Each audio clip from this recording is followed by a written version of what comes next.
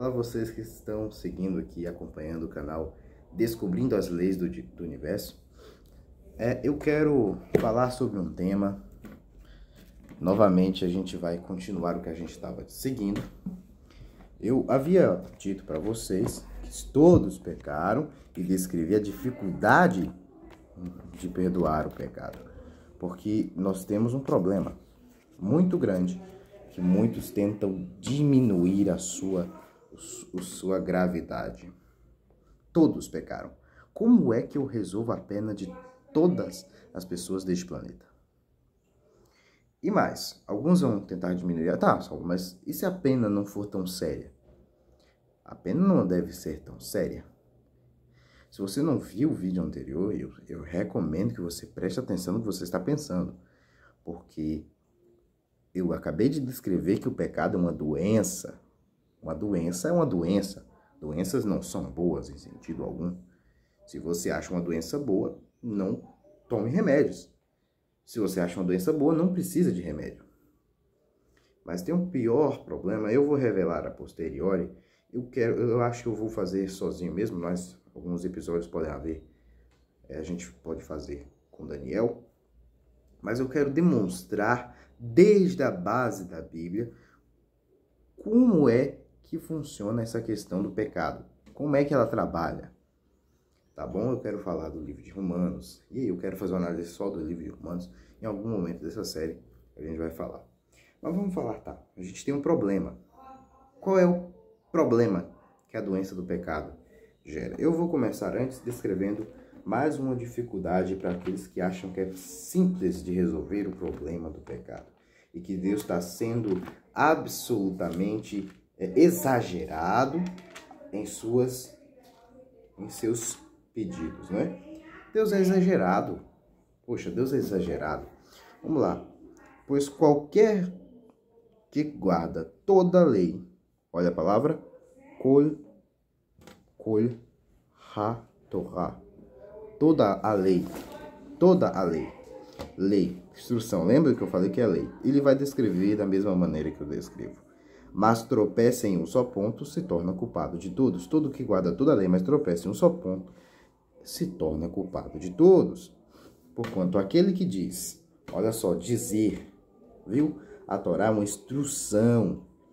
Não adulterarás, também ordenou, não matarás. Você percebe? Se você errar no não matar, se você não errar no não matar, não mato. Eu nunca matei ninguém, graças a Deus. Mas eu menti. É como se eu tivesse matado, é como se eu tivesse adulterado. O peso para todos os mandamentos é igual. Você percebeu o problema? Se você já mentiu na sua vida, você já pecou. Você acha que é capaz de se livrar dessa condenação? Tem uma série de pessoas que chamamos de perfeccionistas.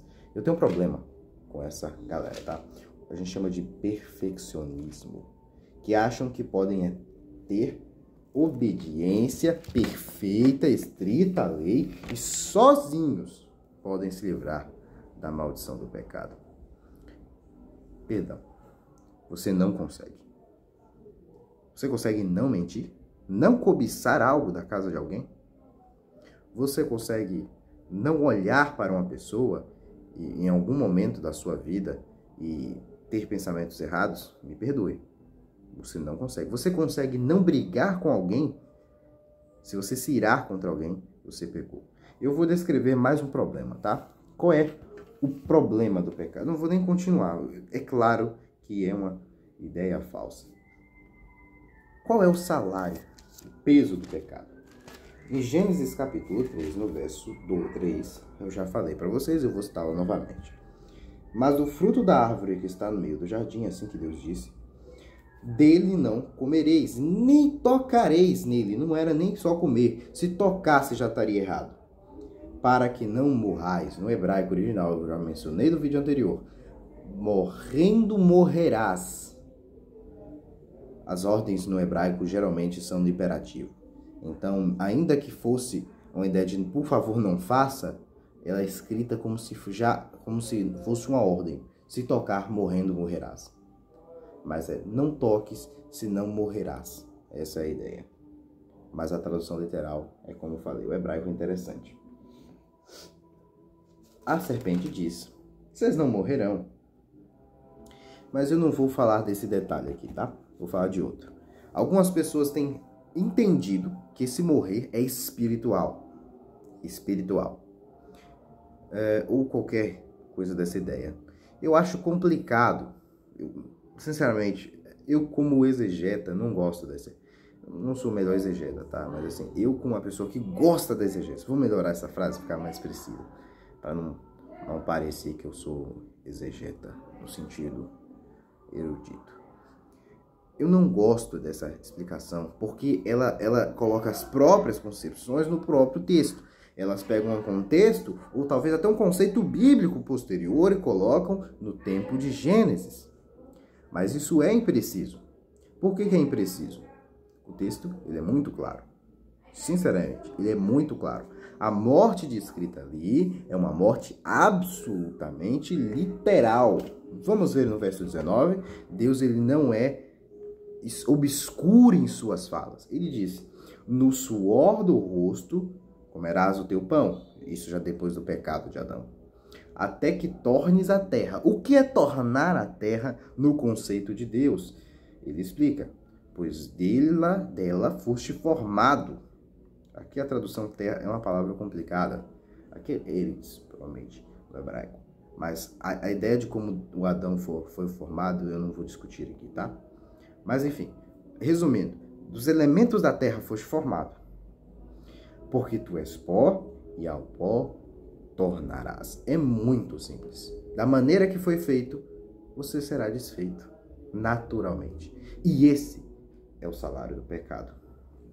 Interessante, não? Isso é no Gênesis. Deus deixou claro o que aconteceria desde o começo. E continuou mantendo a sua posição. Vamos continuar? Então vamos ver aqui algumas definições. A gente tem muitas, tá? É recheada, a Bíblia é recheada. Eu vou tentar ser rápido e descrever não todos, mas a maioria, não a maioria também. Desculpa por ser impreciso, mas alguns textos que falem acerca do destino de quem peca. Vamos lá. No Salmo 9, verso 5, diz o seguinte: repreende as nações, destrói o ímpio, e para todos o sempre lhe apagas o nome. Quanto aos inimigos estão consumados, suas ruínas são perpétuas. Arrasaste as suas cidades, até a sua memória pereceu. Tá bom? Percebe o destino deles? A morte. Essa é a ideia. Novamente, vamos ver o Salmo 37. Eu estou tentando seguir uma ordem mais ou menos literal. Tá bom? Não literal, cronológica. Mas no Salmo 37, tá bom? Salmo 37, no verso 10. Tá, minha Bíblia tá um pouco difícil de abrir, porque a folha dela é mole, né? Então, complicado. No verso 10 diz assim: mais um pouco de tempo, e já não existirá o ímpio. Procurarás o seu lugar e não o acharás. Ok, a gente tem mais um verso falando sobre isso. Vamos para um dos últimos salmos, o Salmo 145, do lado final. Faltando 5 salmos para acabar. O Salmo número 145 diz no verso 20 assim: o Eterno guarda a todos que o amam, porém os ímpios serão exterminados. Profira minha boca louvores ao Senhor, e toda a carne louve o seu santo nome para todo sempre. Perdão. Não te convenceu? Ok. Em Ezequiel, a gente tem uma leitura interessantíssima, tá? Ezequiel, ele escreve mais lá para o período da Babilônia. Ele escreve nesse período em que a Babilônia está dominando Jerusalém, tá? Em Ezequiel, no capítulo 18,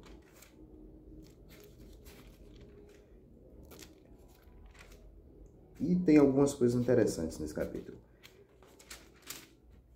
Deus, ele aqui, e aí vamos lembrar de contexto. As pessoas talvez leiam errado esse texto. Deus fala aqui sobre a realidade do pecado. Mas ele não fala simplesmente de toda a realidade do pecado. Ele fala da realidade do pecado no sentido de que a responsabilidade é pessoal. O crime que você cometeu é seu e você não passa para o seu filho o seu pecado. Prestou atenção? Você não passa para o seu filho a responsabilidade pelo seu pecado. Se você matou, não é seu filho que vai pagar pelo seu pecado. É você. É você que será julgado segundo a sua obra. Beleza?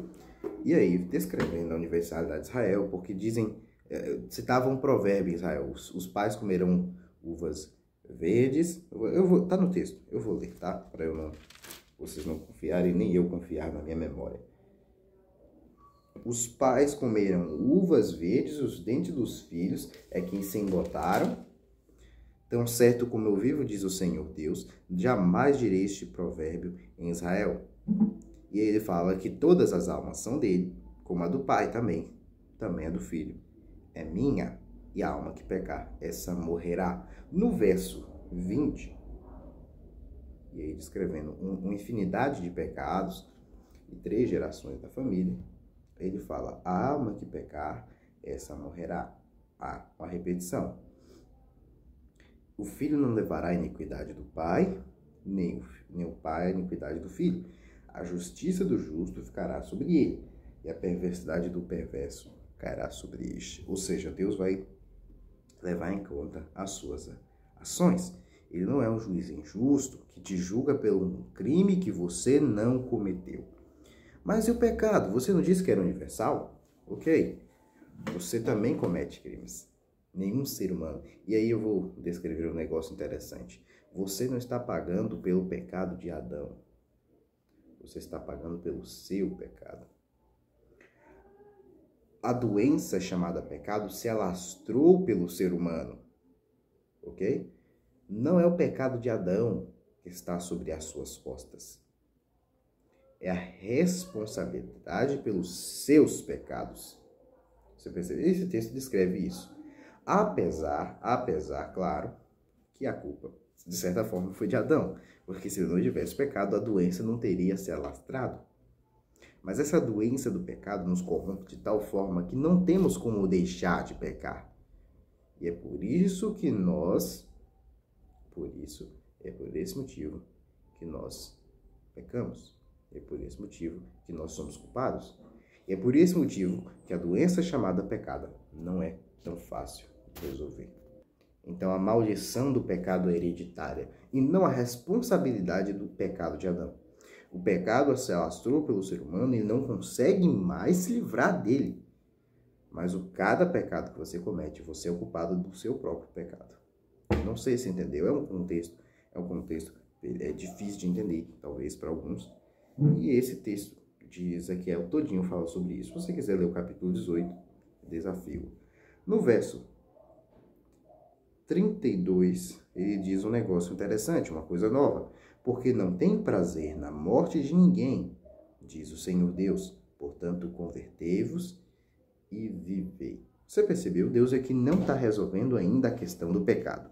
Mas assim, no quesito nação, no quesito realidade nacional, ele descreve que não tem o prazer na morte de ninguém. E a única maneira que você tem, pelo menos agora, para resolver os seus problemas, os seus erros, é se voltando para Deus. Ele quer que o ímpio se converta. No capítulo, e aí eu vou ver alguma anotação, porque eu já esqueci qual é o próximo livro de Ezequiel. É o livro de Ezequiel, né, ainda. 33 no verso 11. Ezequiel, 33. No verso 11 diz o seguinte. Ok?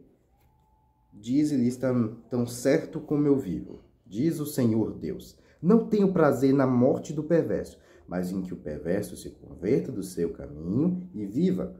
Convertei-vos dos vossos maus caminhos, pois por que haveis de morrer, ó casa de Israel?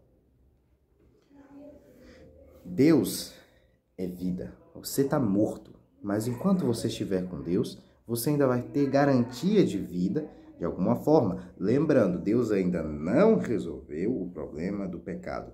Mas você. E aí entra a questão difícil, eu não vou fazer o exegese completo aqui, mas a ideia de viver aqui de Deus é que enquanto você estiver com Deus, você ainda vai ter garantia de vida. Tanto seguindo a Deus quanto seguindo ao ser humano, os seus próprios caminhos, você ainda vai viver, mas irá morrer depois. E aqui, Deus sempre está dizendo, e aí a ideia de você tentar entender agora, a vida e a morte que Deus está descrevendo não é puramente física. Aqui, tá? E aí entra a questão que algumas pessoas entendem, não é morte espiritual. Não, não é morte espiritual. Aqui Deus está descrevendo o caminho final. Porque vivendo ou vivendo com Deus ou não com Deus, você vai morrer de qualquer maneira. Mas Deus está demonstrando que se aproximar dele vai receber uma vida. Percebeu? Se você já está vivo, por que você vai querer receber uma vida?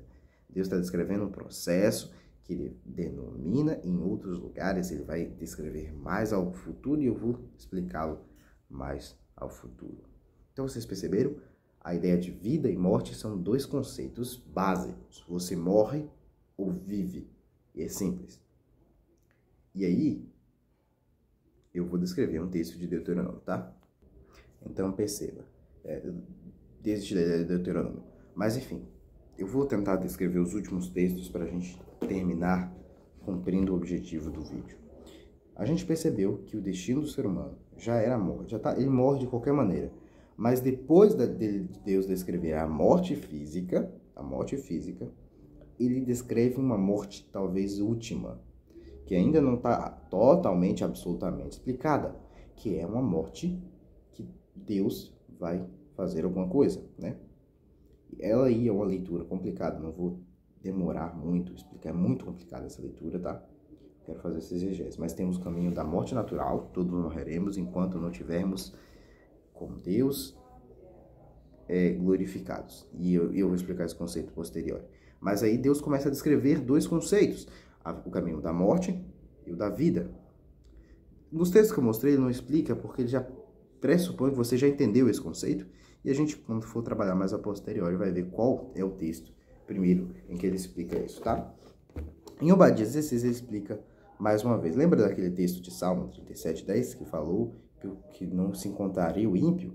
No verso 16 de Obadias, ele explica de maneira mais específica.